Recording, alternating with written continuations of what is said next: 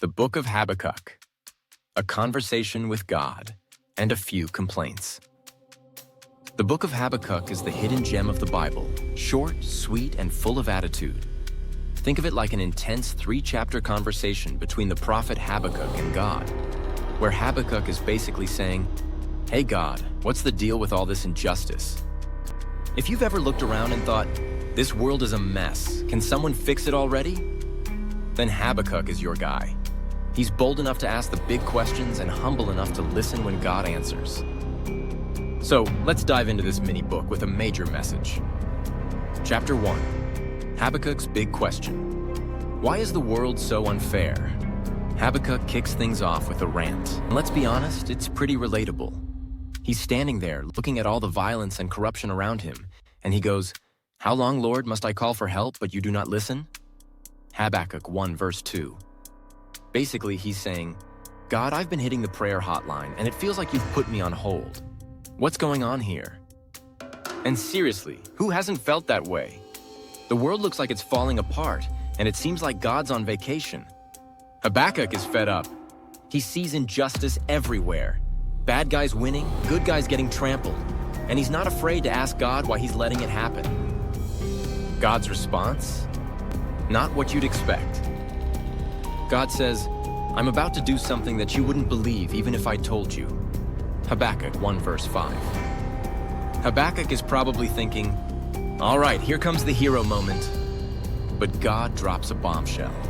He's sending the Babylonians to deal with Judah's wickedness. That's like saying, "Oh, you're upset about your neighbors?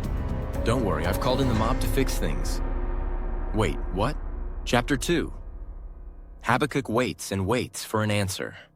Habakkuk's response to God's plan is essentially, "Hold up, what? The Babylonians? They're worse than us." It's like calling customer service to complain about a faulty product, only to have them suggest sending you an even worse replacement. Habakkuk is seriously confused. He thought God would step in and clean up the mess. But instead, God's solution seems more like chaos on steroids. So what does Habakkuk do? He decides to wait. And not just wait. He climbs up to his watchtower like a guy waiting for his Amazon package. But instead of looking for a delivery, he's waiting for divine wisdom. In Habakkuk 2 verse 1, he says, "I will stand at my watch and station myself on the ramparts. I will look to see what he will say to me." He's basically like, "All right, God, I'll give you a minute. Let me know when you've got an explanation."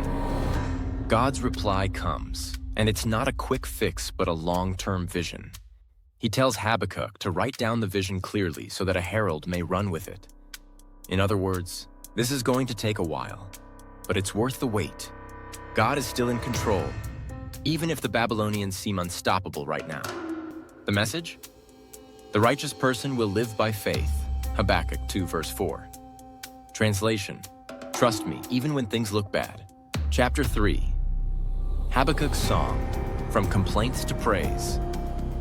By the time we get to chapter 3, Habakkuk has had a major attitude shift. He started out complaining, but now he's singing. Yes, singing. This whole chapter is a prayer set to music, so think of it as ancient worship lyrics with a heavy dose of reality. Habakkuk says, "Lord, I have heard of your fame. I stand in awe of your deeds, Lord. Repeat them in our day." Habakkuk 3 verse 2. He's essentially saying, "God, I know you've done amazing things before. Do it again." He goes on to describe God's power in poetic terms. Mountains trembling, rivers splitting, the sun standing still. It's like a highlight reel of God's greatest hits. Habakkuk isn't denying the mess he sees around him, but he's remembering who God is and what he's capable of, and that gives him hope. The best part? Habakkuk doesn't end on a "everything's fine" note. He's still in the middle of uncertainty, but he says something profound. "Though the fig tree does not bud and there are no grapes on the vines, yet I will rejoice in the Lord." Habakkuk 3 verses 17 to 18. In modern terms, even if my life looks like a dumpster fire right now, I'm still going to trust God. That's some next level faith right there. So in conclusion, Habakkuk, from complaints to confidence. The Book of Habakkuk is the ultimate real talk with God. It starts with frustration, but ends in faith. Habakkuk shows us that it's okay to ask God hard questions and even get frustrated when life doesn't make sense. But he also reminds us that faith doesn't depend on everything going right. It's about trusting God even when everything feels wrong. If you've ever wondered why life seems unfair or why God's plans seem confusing, you're in good company with Habakkuk. His journey from complaint to confidence shows us that faith is more about trust than it is about having all the answers. It's about believing that God's in control, even when life feels out of control.